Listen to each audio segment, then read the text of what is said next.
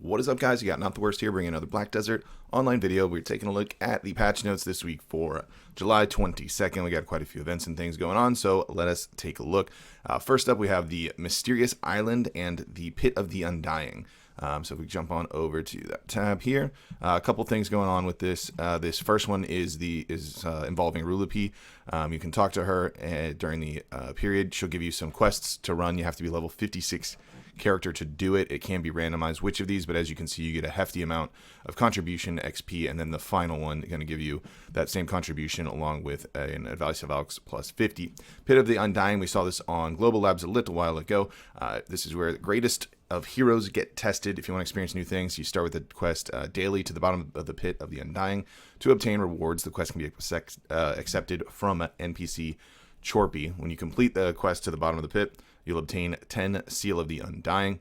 In order to enter it, you're going to open the quest window, complete all the quest lines from the Suggested tab under Great Expedition Crow's Nest, and accept the quest to the Pit of the Undying from NPC Lavala located in Crow's Nest in order to enter the Pit of the Undying there. So that'll be an interesting experience. There's a developer's note they've got a little bit later, further down, that we'll dive into a bit. Next up, we have Trail of Summer, not to be confused with Mysteries of Summer, I suppose, that is going on. So this one is going to be similar to what we've seen for Mysteries of Summer to a certain extent. You're going to go to the event page, log into your account, and from there, there's going to be riddles. There's a limit of 20 answer submissions for these riddles, 40 answer submissions per hour from the same IP address based on chapter.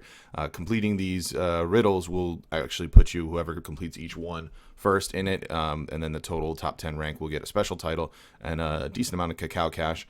Just completing them, even if you're not first, you're going to get these rewards for it. You can see through each chapter there. Some item drop scrolls, Valk's Cry. There's a Shikatu Luxury Box 2 in there, and ends with a Advice of Valks right after Blessing a Common Sylvan and some Artisans. So pretty solid rewards for that in general, especially since once the answers are out, I'm sure they'll get posted on Reddit so people can pop them all in. So that is now running as well. We've got the Play for a Free Game Pass promotion is running up once again, and now we currently have a tournament Tuvala Invitational that is coming up. It's going to be sign up period July 27th to August 10th.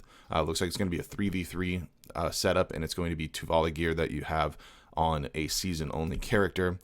For that, it's going to be 16 teams round robin. It did say you could change teams between rounds, which is kind of interesting. So we'll see how that plays out as we get closer to that date.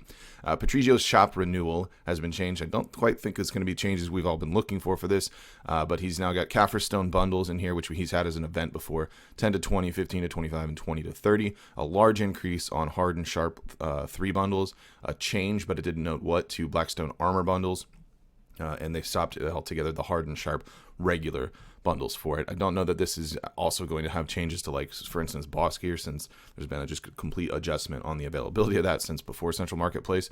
So that probably needs to be looked at and revamped a bit as well. Here's we've got the developer's note on Crow's Nest, so we'll run through this real quick. When we were coming up with this content, many things were going through our minds. Many of you have asked for more suspenseful, tactic-based PvE content. However, we had many stumbling blocks for adding this. This is because many of our classes do not have clearly defined roles, like a tank, healer, that sort of thing.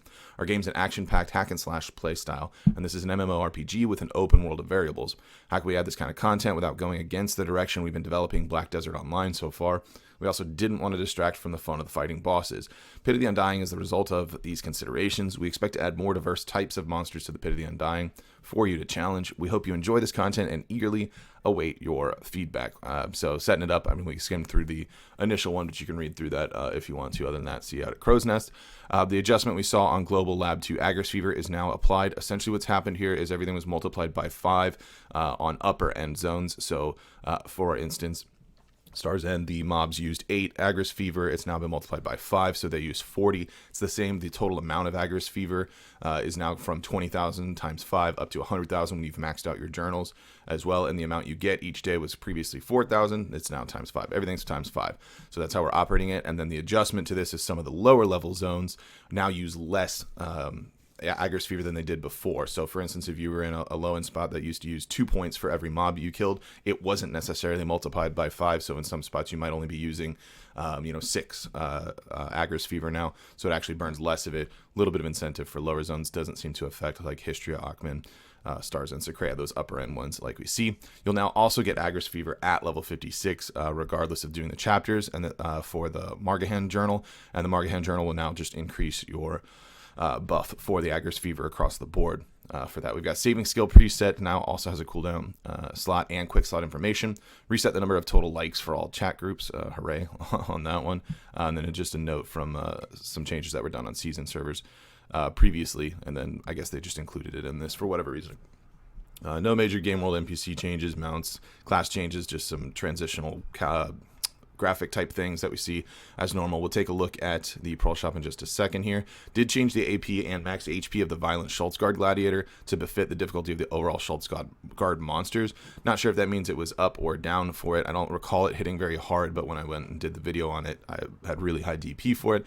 He did take quite a while to kill, but that was my assumption just because of the damage cap that we have at that zone.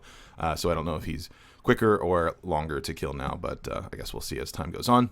So let's take a look at our Pearl Shop for this week. First up, we've got a lot of enhancing things in general for it. It'll focus on artisan memories, it appears, since we're going with Memories of Summer for the theme for this week. So first up, the Memories of Summer one package at 1540 pearls. You get 12 artisans, 150 cron stones, 5 Valk's Cry, a Advice of Valks of 30, and 2 item drop scrolls. Then the bundle 2, 2975 pearls, 24 artisan memories, 300 cron stones, 5 Valk's Cry, a bonus of 5 Cry, Advice of Valks 40, and then 5 item drop scrolls. Then we have the larger July enhancement pack at 1190 pearls. This is 20 artisan memories, 20 Valk's Cry, 20 cross stones, and then you pick either 5 flawless magical blackstones or 10 pure magical blackstones, your call on that one. And it comes with 2 Advice of Valks times 20 as well. The enhanced secret book of Old Moon is up. This and it kind of replaces the Blessing of Kama, so they saw previously. It is the same price as just buying one outright, but you also get 10 item drop scrolls. A lot of times in stream, people are curious because I have like 300 something drop scrolls left. These are the types of bundles I usually pick up. The Blessing of Kama Sylve. I don't really buy the Secret Book of Old Moon because that one's actually fairly easy to just buy off the marketplace in general. But when they have a bundle like that for like Kama Sylve, maybe Book of Old Moon, something like that, I'll pick up a few of them when I need scrolls from there. And then aside from that, there's just been so many events with scrolls going out, so they stack up pretty easily. We've got the Guardian premium set on sale this week for the one that's marked down, so it's at 2720 pearls. That'll be running for a couple weeks. The Radiant Arctic Fang outfit set is up for sale. It's 2200 pearls. This is actually one of my favorites for male classes. I think it looks pretty cool. If Dark Knight was a male, I'd be playing it. We've got Radiant Archer Adventure Box does also go out with that item if you purchase it as well, so enjoy the RNG there. We've got the Radiant Rosa de Chiron outfit set. Don't know if I pronounced that right, but we'll find out in the comments. It's 2200 pearls on that one. It is that, so I don't know, it looks a little boring. You'll also get a Radiant Adventure Box with that one. We've got the Life XP transfer discount going on. It's 1760 pearls to transfer XP of a life skill from one character to another, or we've got the discount 2 at 1764, depending on which one you need, either one. Special on equipment tailoring coupon, it's 1500 pearls on this. You're going to get that coupon plus choosing one of the following: the Aeon Cuirass armor box, Shroud Knight armor box, or Eden Orwin's travel wear box. It does come with 3 Black Spirit claws as well.